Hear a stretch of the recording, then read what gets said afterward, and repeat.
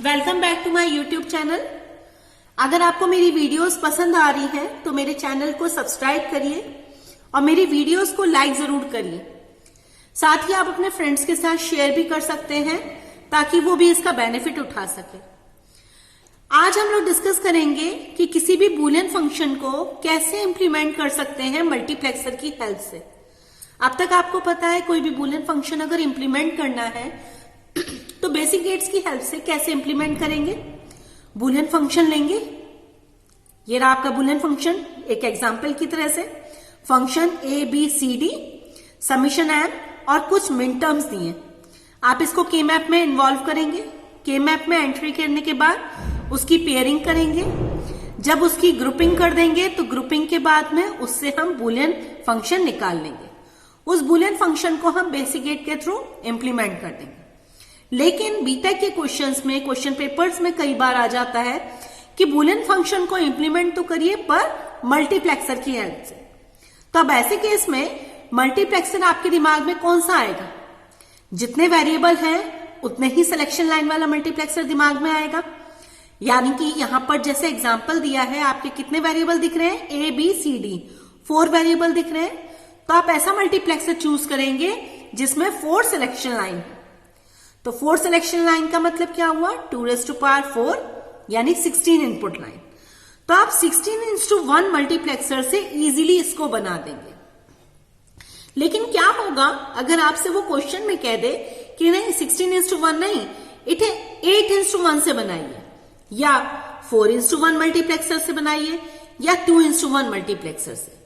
तो आज मैं आपको एक एग्जाम्पल लेकर पूरा क्यूमुलेटिव समराइज करूंगी कि कैसे एक ही बूलियन फंक्शन को डिफरेंट साइज के मल्टीप्लेक्सर की हेल्प से डिजाइन किया जा सकता है बहुत ही इजी वे में।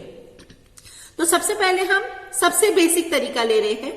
जब हमारे पास में जितने नंबर ऑफ वेरिएबल्स हैं उसके अकॉर्डिंग मैक्सिमम कॉम्बिनेशन कितने बन सकते हैं?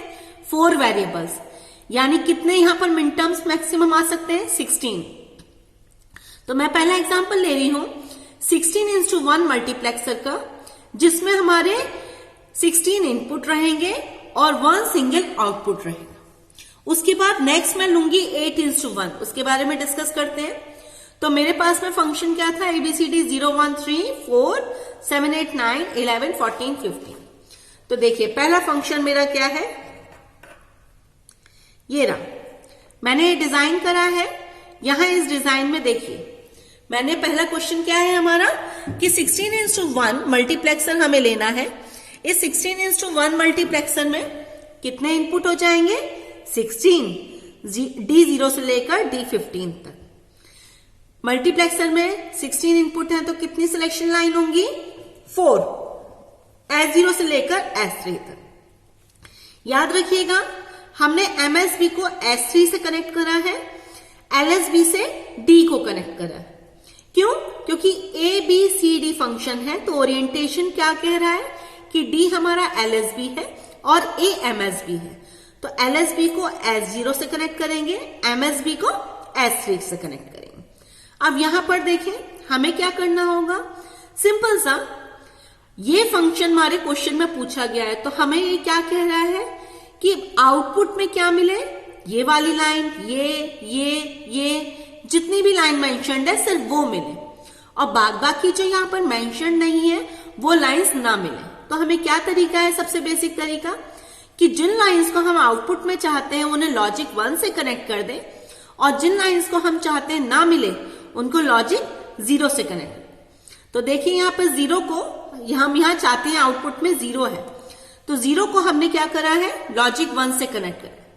1 को भी हमने लॉजिक 1 से कनेक्ट करा हुआ है। 2 यहां पर मेंशन नहीं है, इसका मतलब उसको लॉजिक 0 से कनेक्ट करेंगे। तो D2 हमारा किससे कनेक्ट हो जाएगा? लॉजिक 0 से।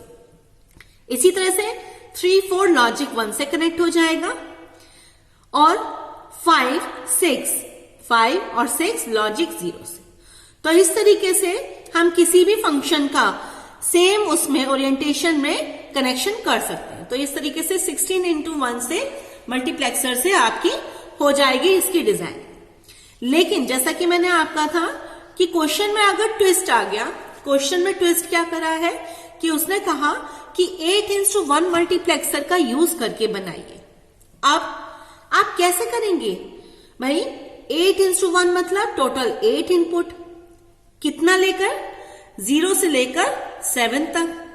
पर यहां पर तो 8 भी है, 9 भी है, 11, 14, 15।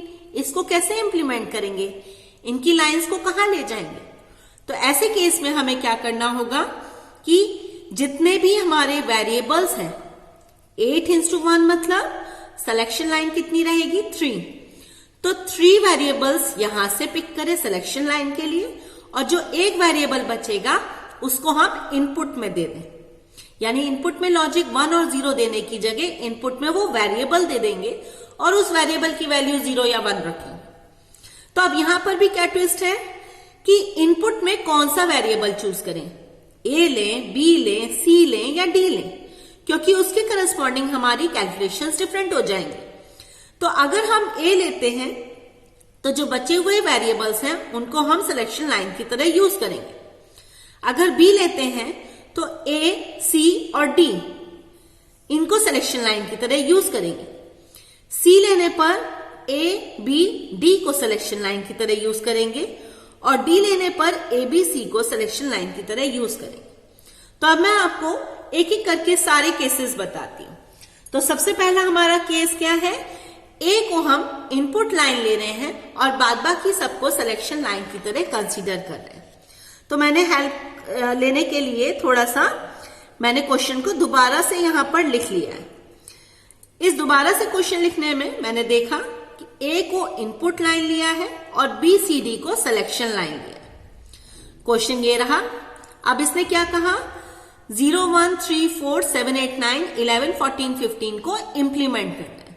तो हम यहां पर एक बनाते हैं इंप्लीमेंटेशन टेबल। ये इंप्लीमेंटेशन टेबल इस तरह से बनती है जैसा मैंने यहां बना रखी। इसमें वर्टिकल साइड में हम वो वेरिएबल लेंगे जिसको इनपुट में लेना है और हॉरिजॉन्टल साइड में वो वेरिएबल्स लेंगे जिनको हमने सिलेक्शन लाइन की तरह कंसीडर किया हुआ है। अब हमने किसको इनपुट लाइन लिया है? ए को। तो यहां लेंगे ए बार, यहां लेंगे ए। बीसीडी को सिलेक्शन लाइन की तरह लिया है तो यहां पर बीसीडी लेंगे। अब टोटल इनपुट कितने हैं? 8 लाइंस, D0 से लेकर D7 तक। तो D0 को हम क्या लिखते हैं? 0, 0, 0। तो 0, 0, 0 लिखते हैं, यानी BCD को क्या लिखेंगे? B बार, C बार, D बार। D1 को हम क्या लिखते हैं? 0, 0, 1, यानी क्या लिखेंगे? B बार, C बार, D। ऐसे D2 को लिखते हैं 0, 1, 0, B बार, C, D बार। ऐसी 3 को लिखते हैं 0, 1, 1, B बार, C, D। 4 को लिखते हैं 1, 0, 0, B, C बार, D बार। ऐसे ही 5 को लिखते हैं 1, 0, 1, B, C बार, D। 1, 1, 0 को लिखेंगे B, C, D बार। और ये हो गया D7 का कोड 111, इसे लिखेंगे BCD। अब इससे मदद मिलती है हमारी सारी वैल्यूज ये फिल करने की। क्यों? क्योंकि ये जो 0, 1, 2, 3, 4 लाइन मैंने लिखी हुई है, ये यहां पर हम A इनपुट ले रहे हैं या B इनपुट ले रहे हैं या C या D, उसके करस्पॉन्डिंग ये ओरिएंटेशन बदल जाता है, जैसे के मैप में बदलता है। देखिए ये A बार है, यानी कि इसे हम 0 कंसीडर करेंगे। ये A है तो इसे 1 कंसीडर करेंगे। तो हमने देखा, मैंने क्या लिखा है? 0, 1, 2, 3, 4, 5, 6, 7। किसके अकॉर्डिंग? देखिए 0 का इक्विवेलेंट क्या होता है? Quad times 0, 0, 0, 0, 0। 1 का इक्विवेलेंट क्या होता है? Triple times 0, 1। एक बार 0, 2 टाइम्स, 3 टाइम्स 1। ऐसी 2 का इक्विवेलेंट होता है 0, 0, 1, 0। तो 0 हो गया ये A की पोजीशन वाला, B की पोजीशन पे 0 हो गया, C की पोजीशन पे 1 हो गया, D की पोजीशन पर 0। तो इस तरीके से हम ये पूरा ओरिएंटेशन लिखते हैं। जैसा कि ये 15 पर देखिए, 15 का इक्विवेलेंट होता है क्वाड टाइम्स 1। तो ये रहा A वाला 1 और ये रहा BCD का 1। तो आप समझ गए हैं कैसे हम के मैप में जैसे फिलिंग करते हैं वैसे यहां पर हमने ओरिएंटेशन रखा है। अब क्या करेंगे नेक्स्ट स्टेप, जो जो हमारे मिन टर्म्स यहां दिए उन पर सर्किल कर लेंगे। 0, 1, 3, 4, तो देखिए 2 पर सर्किल नहीं है, 3, 4।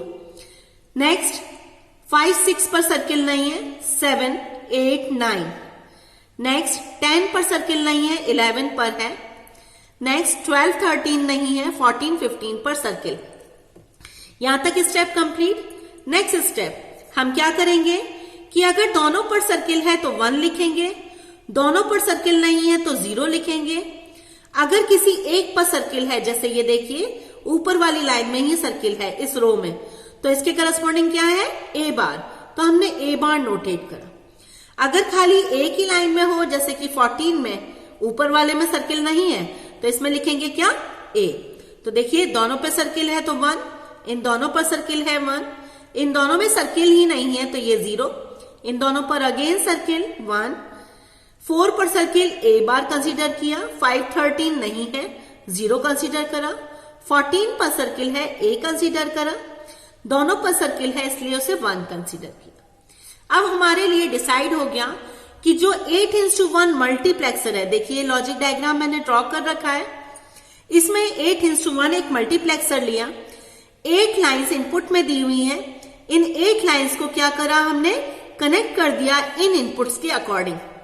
कैसे, D0 को 1 से कनेक्ट करना है, D0 को लॉजिक 1 से कनेक्ट करना है, D1 को भी 1 से कनेक्ट करना है लॉजिक 1 से, D2 को लॉजिक 0 से logic 0, D3 logic 1 logic 1, D4 को इसने क्या कनेक्ट करा है, ए बार से, इसलिए हमने एक ए इनपुट दिया, उसे नॉट गेट से कनेक्ट करा और D4 से कनेक्ट कर दिया ताकि वहां पे ए बार मिल जाए। D5 मेरा लॉजिक 0 से कनेक्टेड है, D6 ए से कनेक्टेड है और D7 अगेन 1 लॉजिक से कनेक्टेड है। 8:1 है इसलिए सिलेक्शन लाइन कितनी रहेंगी, 3, 2⁻³ होता है, तो सिलेक्शन लाइन 3 रहेंगी, जिसमें हमने कैसे कंसीडर किया है, BCD को सिलेक्शन लाइन कंसीडर किया। यह आपको क्लियर हो गया। तो इस तरीके से हमने केस 1 पर वर्कआउट कर लिया। अब आता है नेक्स्ट केस। नेक्स्ट केस में हम क्या लेंगे, ए को इनपुट लाइन ना लेकर बी को इनपुट लाइन लेंगे और बची हुई यानी कि ए, सी और डी लाइंस को हम क्या ले लेंगे, सिलेक्शन लाइन। तो केस नंबर 2 डिस्कस करते हैं। केस नंबर 2 क्या कह रहा है, देखिए मैंने क्वेश्चन को दोबारा से लिख लिया है ताकि हेल्प मिल जाए हमें समझने में। अब की बार हमने बी को सेलेक्ट इनपुट लिया है, इनपुट लाइन, तो हमने क्या करा, ए बार और ए की जगह अभी हमने बी बार और बी लिखा है, जिसे 0 और 1 की वैल्यू पर रखा जाता है। अब यहां देखिए हमने लाइंस अगेन वही ली, D0 से लेकर D7 तक, 0 0 0 0 0 1 0 1 0, D0 D1 D2 D3 D4 के इक्वलेंट। लेकिन इस बार जो ऊपर वेरिएबल है हम कैसे समझाएंगे इन्हें, ACD सिलेक्शन लाइन है, तो हम A bar C bar D लेंगे, D बार लेंगे, ऐसे ही A bar C bar D लेंगे। तो यहां पर पोजीशन चेंज हो गई है। अब देखिए पहले हमारी पोजीशन क्या थी, 0 1 2 3 4 5 6 7, अभी देखिए ये 4 5 6 7 हुआ है। कैसे देखें, आप देखिए यहां पर 0 0 0 0 है, तो हमने क्या करा, ए बार की पोजीशन पर 0 होना चाहिए है, बी बार की पोजीशन पे 0 होना चाहिए है, सी बार की पोजीशन पे 0 होना चाहिए, डी बार की पोजीशन पे, तो ये 0। यहां देखिए 8 मतलब 1 0 0, यानी ए पर 1 होगा, ए देखिए 1 है, बी पर 0 होगा, बी देखिए 0 है, सी पर 0 होगा, सी पर 0 है और डी पर भी 0। ऐसे ही 12 के लिए होता है 1 1 0 0, यानी A1 है B1 है, A1 दिख रहा है इसी लाइन में, B1 नीचे वाली रो में था इसलिए ये नीचे आया है, C और D पर 0 0 है, कहीं और पे C और D पे 0 0 नहीं है B1 के साथ में। तो इस तरह से इसका ओरिएंटेशन रहता है। तो अब आप देखिए अगर B को सिलेक्शन लाइन दे रहे हैं हम ABCD में से, तो ये हो गया हाफ हाफ में डिवाइड, 0 1 2 3, उसके बाद ओरिएंटेशन चेंज हुआ 4 5 6 7, then 8, 9, 10, 11, then 12, 13, 14, 15. Again same step रहेगा, जो आपके जितने मिन टर्म्स दिए हैं उनको यहां सर्किल में एन सर्किल कर ले। एन सर्किल करने के बाद सेम प्रोसेस, अगर दोनों पर सर्किल है तो 1 लिखेंगे, सिंगल पर सर्किल है तो अकॉर्डिंगली बी बार, दोनों पर सर्किल नहीं है 0, दोनों पर सर्किल है 1, सिंगल पर सर्किल होने पर बी बार, बी के सामने सर्किल होने पर बी और दोनों के सर्किल होने पर 1।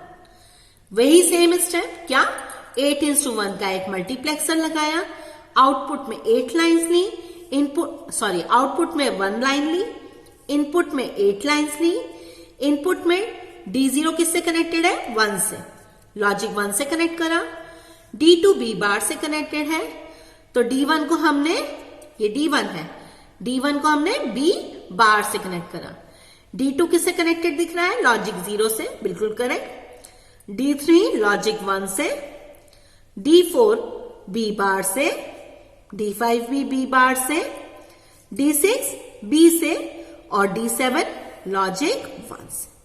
सिलेक्शन लाइन इस बार कौन सी हो जाएगी, बी तो इनपुट हो गया, ACD सिलेक्शन लाइन। देखिए कितना आसान है इस तरीके से करना। अब आप खुद से भी निकाल सकते हैं केस 3। केस 3 क्या कह रहा है, सी को इनपुट लाइन लिया और A, B और D को सिलेक्शन लाइन लिया। तो हम फिर से सेम प्रोसेस को करने वाले हैं, लेकिन इस बार सी इनपुट रहेगा। देखिए सेम क्वेश्चन को मैंने लिया, इस बार हमने क्या करा, सी इनपुट रखा। तो यहां पर सी इनपुट करने पर क्या हुआ, यहां पर सी और सी आ गया और यहां पर ABD select line. Same process करेंगे, D0 से लेकर D7 तक हम इंप्लीमेंटेशन लेवल में लाइन दे देंगे। अब की बार देखिए, पहले 0, 1, 2, 3 हुआ करता था, अब क्या हो गया 0, 1, 2, 3, 4, 5, 6, 7, 8, 9, 10, 11, 12, 13, 14, 15। रीजन इसके पीछे का आप जानते हैं। जैसे मान लीजिए 5 के लिए हम क्या लिखते हैं, 0, 1, 0, 1, यानी A 0 होगा, B 1 होगा, C 0 होगा, D 1। तो C 0 दिख रहा है यहां पर, ये 0 वाली लाइन है C की, ये C के 1 वाली लाइन है। तो C 0 यानी इसी लाइन में होना चाहिए था, बिल्कुल करेक्ट है, इसी रो में है। A 0 है, B 1 है, D भी D1। तो इस तरह से आप समझ गए हैं कि अब ये हाफ ओरिएंटेशन से क्वार्टर ओरिएंटेशन पर आ गया, 0, 1, 2, 3, 4, 5, 6, 7। क्लियर है? इससे आपको क्लियर हो रही होगा, नेक्स्ट स्टेप भी आप क्लियर कर पा रहे होंगे कि जब मैं D को इनपुट लूंगी तब ये 0, 1, 2, 3 की जगह 0, 1, 2, 3, 4, 5, 6, 7 बन जाएगा। आगे देखेंगे उस चीज को। तो इंप्लीमेंटेशन समझ में आ गया आपको टेबल। अब हमें क्या करना है, नेक्स्ट स्टेप, जितने मिन टर्म दिए हुए हैं उन मिन टर्म को एनसर्किल कर लीजिए। अकॉर्डिंगली एक सिंगल मिन टर्म है तो सी बार के करस्पॉन्डिंग है तो सी लिख लीजिए, सी के करस्पॉन्डिंग है तो सी लिख लीजिए। ठीक, ऐसे ही ये C bar, this is 1, this is again C, this is corresponding to C. क्या बनाना है हमें, 8:1 मल्टीप्लेक्सर। तो हमने क्या बनाया, एक 8:1 मल्टीप्लेक्सर बनाया, उसमें 3 सिलेक्शन लाइन ली, A, B, D। इनपुट को हमने D0 से D7 तक, आउटपुट सिंगल। तो D0 हमारा C बार के करस्पॉन्डिंग, D1 1 के करस्पॉन्डिंग, D2 किसके करस्पॉन्डिंग है, C बार, D3 किसके करस्पॉन्डिंग दिख रहा है यहां पे, C के। ऐसी D4 C बार, D4 की लाइन कनेक्टेड है C बार से, D5 की लाइन कनेक्टेड है लॉजिक 1 से, D6 और D7 दोनों ही C से कनेक्टेड। तो ये केस 3 हो गया जिसमें हमने C को इनपुट लाइन लिया हुआ है। अब इसी के आगे एक और आएगा हमारा केस 4, जिसमें हम क्या करेंगे, D को एक इनपुट लाइन लेकर चलेंगे और A, B और C को सिलेक्शन लाइन लेंगे। तो केस 4 बहुत ही आसान है। केस 4 में हमने D को इनपुट लाइन लिया है, सारे मिन टर्म्स को उस पर एनसर्किल करा है, जैसा मैंने पहले डिस्कस करा।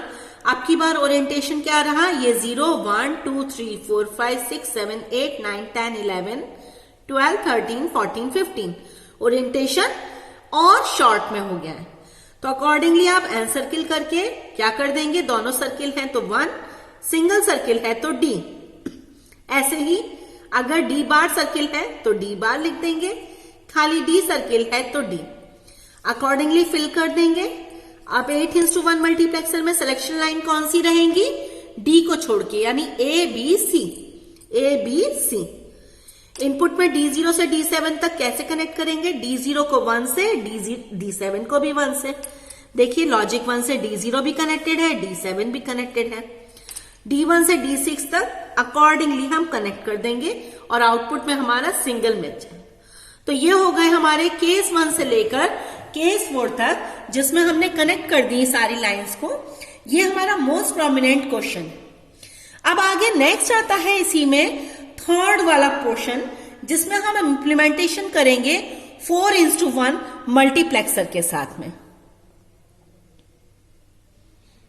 तो अब हम डिस्कस कर रहे हैं कौन सा केस, जब हमने 4:1 मल्टीप्लेक्सर को इंप्लीमेंट करने के लिए यूज करना है सेम फंक्शन, जिसमें हमारे पास 4 वेरिएबल है। तो आप देखिए 4:1 मतलब 2 के अकॉर्डिंग 2 सिलेक्शन लाइन ही रहेंगी। तो अगर हमने 2 सिलेक्शन लाइन यूज करी हैं तो बची हुई 2 लाइंस को हमें इनपुट में कंसीडर करना होगा। तो मैंने चारों केसेस नहीं लिए हैं, जिसमें हम variety of cases we can consider, मतलब कभी हम AB को इनपुट लाइन लेना चाहें तो वो भी ले सकते हैं। लेकिन रेफरेंस के लिए इस वीडियो में मैंने आपको CD को इनपुट लाइन लिया है। अगर आपको रिक्वायरमेंट हो कि AB को इनपुट लाइन लेकर और फिर मुझे इंप्लीमेंट करना है, तो आप मुझे कमेंट बॉक्स में कमेंट कर दें। मैं आपको वो वाली वीडियो भी बनाकर सेंड कर दूंगी या गूगल ड्राइव में लिंक दे दूंगी। तो यहां पर मैंने कंसीडर करा है एक एग्जांपल, जिसमें CD को इनपुट कंसीडर किया है। अब CD को इनपुट कंसीडर किया, यानी 2 वेरिएबल को अगर इनपुट कंसीडर कर रहे हैं, यानी टोटल 4 कॉम्बिनेशन होंगे। 4 कॉम्बिनेशन मतलब 0 0 0 1 1 0 1 1। 0 0 को C बार D बार, C बार D, CD बार और CD लिखते हैं। ऐसे ही 4 इनपुट लाइंस हैं, यानी total D0 D1 D2 D3 4 input lines होंगे। तो ये 0 0 0 1 1 0 1 1 इस तरह से कंसिडर करेंगे। यहां पर ओरिएंटेशन बहुत सीधा सा है, 0 1 2 3 4 5 6 7 वर्टिकल डायरेक्शन में ओरिएंटेशन। हम पहले भी डिस्कस कर चुके हैं। अगर AB की पोजीशन इधर और CD की पोजीशन इधर रखेंगे, यानी AB को इनपुट लाइन लेंगे अगर, तो ये ओरिएंटेशन 0 1 2 3 4 5 6 7 हो जाएगा। इस वाले पैटर्न के लिए ये ओरिएंटेशन वर्टिकल डायरेक्शन में। अब वर्टिकल डायरेक्शन में है तो यहां पर 0 1 3 4 7 8 3 4 7 8 9 11 14 15 को एन सर्किल कर देंगे। अब बात आती है कि अगर हमने 2 को एन सर्किल करा तो इसमें आउटपुट क्या रहेगा, मतलब सारे एन सर्किल हो गए तो आउटपुट तो 1 हो जाएगा। सारे ही एन सर्किल नहीं हुए तो यहां पर 0 लिख देंगे। अब 3 एन सर्किल है तो उसको कैसे लिखें, तो देखिए मैंने इसके लिए करा है फर्स्ट कॉलम की कैलकुलेशन। ये एन सर्किल है, इसके करस्पॉन्डिंग C बार D बार हो गया, C बार D बार, इसके करस्पॉन्डिंग C बार D, 3 के करस्पॉन्डिंग CD, तो मैंने प्लस करके लिख लिया। अब यहां से थोड़ा सा बुलियन अलजेब्रा की तरह से मैनिपुलेशन करेंगे। C बार कॉमन लिया तो D बार प्लस D रह गया, जो कि 1 होता है, प्लस CD, तो क्या हुआ C bar plus CD। A plus BC का फॉर्मूला पता है, C बार प्लस C इंटू C बार प्लस D कर दिया हमने। आपको पता है C बार प्लस C 1 होता है, तो ये क्या रह गया C बार प्लस D, तो हमने क्या लिख दिया C बार प्लस D। अब आएंगे सेकंड कॉलम में। सेकंड कॉलम में क्या आ गया C बार D बार प्लस CD, तो ये आपको पता है एक्स नॉर का ये फंक्शन है, डॉट पर circle x nor function. Third column same pattern जैसा कि प्रीवियस था, तो प्रीवियस में C बार प्लस D था तो इसमें भी C बार प्लस D आएगा। नेक्स्ट कॉलम CD बार प्लस CD, तो इसमें से C कॉमन लिया, D प्लस D बार 1 हो गया तो रह गया C। तो अब इसको क्या करना है, हमारे क्या निकल आए, चारों लाइन पर जो जो इनपुट मिलने हैं वो सारे हमें यहां पर मिल गए। तो यहां देखिए हमने लिख लिया यहां पर D0 को C बार प्लस D, D1 को C dot D, D2 C बार प्लस D, D3 C। तो लॉजिक डायग्राम देखिए, 4:1 में 2 सिलेक्शन लाइन होंगी जिसको A और B कंसीडर किया था।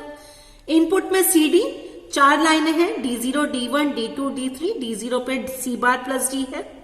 देखिए C बार और गेट में दिया D, तो C बार प्लस D यहां पे जनरेट हो गया। D1 पर C X नॉट D मिल रहा है, D2 को हमने C बार प्लस D से अगेन कनेक्ट करा और D3 हमारा C से कनेक्ट हो गया। तो इस तरीके से हम किसी भी फंक्शन को यानी 4 वेरिएबल वाले फंक्शन को 2 वेरिएबल फंक्शन के साथ में रिप्रेजेंट करते। अब लास्ट आता है हमारा 2:1 मल्टीप्लेक्सर। यूजिंग 2:1 मल्टीप्लेक्सर चीजें थोड़ी सी कॉम्प्लिकेट हो जाएंगी, लेकिन फिर भी आसान है। 2:1 मल्टीप्लेक्सर मतलब कितनी सिलेक्शन लाइन? 1, और बची हुई इनपुट लाइन कितनी हो गए? 3 वेरिएबल। तो हमने 3 वेरिएबल ले लिया। ये 3 वेरिएबल, टोटल 3 वेरिएबल से कितने पॉसिबल कॉम्बिनेशन हो जाएंगे? 8। 0 0 से लेकर 1 1 तक टोटल 8। तो अब यहां देखिए D को हमने D0 D1 2 ही सिलेक्शन लाइन के बाद में, 2 इनपुट हो जाएगा एक सिलेक्शन लाइन के बाद में। सेलेक्ट लाइन कौन सी है? ये वाली। इनपुट कौन से? A B C। तो यहां हो गए 0 1 2 3 4 5 6 7। दोबारा बता रही हूं, अगर D को हमने सेलेक्ट लाइन लिया है तो ओरिएंटेशन ये रहेगा। C को सेलेक्ट लाइन लेने पर ओरिएंटेशन चेंज हो जाएगा अकॉर्डिंग टू देयर पोजीशन। अगर आपको रिक्वायरमेंट है तो आप मुझे कमेंट बॉक्स में कमेंट करें, मैं वो भी आपको बता दूंगी, क्वेश्चन आप पूछ लीजिएगा। अब हमने क्या लिया? D को हमने सेलेक्ट लाइन लिया है, हमने सारे नंबर्स लिख लिए इंप्लीमेंटेशन टेबल में, एनसर्किल कर दिए जो जो मिन टर्म्स हैं, उनके करस्पॉन्डिंग कॉलम्स की वैल्यू हमने चेक कर ली। कैसे? A bar B bar plus C bar, A bar B C bar, A B C bar plus A B C। Boolean algebra से इसे सॉल्व कर लिया। सेकंड कॉलम को भी इसी तरीके से लिखकर बूलियन अलजेब्रा से इसे सॉल्व कर लिया है। यहां पर आप देख पा रहे हैं A bar B bar bracket में C बार प्लस C कॉमन ले लिया। ऐसे यहां से A B बार कॉमन लिया है, कहां पर है? A B बार, तो C बार प्लस C रहेगा। बचा हुआ यहां पर रह गया B C को कॉमन ले लिया, A बार प्लस A रह गया। इसको फर्दर सॉल्व करने पर B बार प्लस C है। तो इसको सॉल्व करने के लिए हमारे पास में क्या आ गई? 2 लाइन्स आ गई। 2 लाइन्स D0 D1 के करस्पॉन्डिंग है, तो हमें क्या बनाना होगा? एक 2:1 मल्टीप्लेक्सर बनाना होगा। ये 2:1 मल्टीप्लेक्सर में सिंगल सेलेक्ट लाइन होगी जो कि हमने D कंसिडर करी है। D0 पर A bar C bar plus BC का XNOR इंटू A दे दिया है। ऐसी D1 लाइन पर B बार प्लस C दे दिया है, तो अकॉर्डिंगली हमारा D1 यहां पर जनरेट हो। इन दोनों लाइंस के अकॉर्डिंग हमारा आउटपुट सिंगल लाइन आएगा जो कि फंक्शन ABCD को एक्चुअली इंप्लीमेंट कर रहा होगा। तो इस तरीके से हम बूलियन फंक्शन को इंप्लीमेंट कर सकते हैं with the help of any number of multiplexer. मतलब हमें सिंगल मल्टीप्लेक्सर लेना है, लेकिन 16:1, 8:1, 4:1, 2:1 जो भी चाहे आप उसके साथ इंप्लीमेंट कर सकते हैं। अगर आपको कोई चीज समझ नहीं आई है या कहीं पर डाउट है तो आप कमेंट बॉक्स में मुझे कमेंट कर दें, मैं आपको उस डाउट को क्लियर करके हेल्प करूंगी जितना मेरे एंड पर हो सकता है। आज के लिए बस इतना ही। Thank you.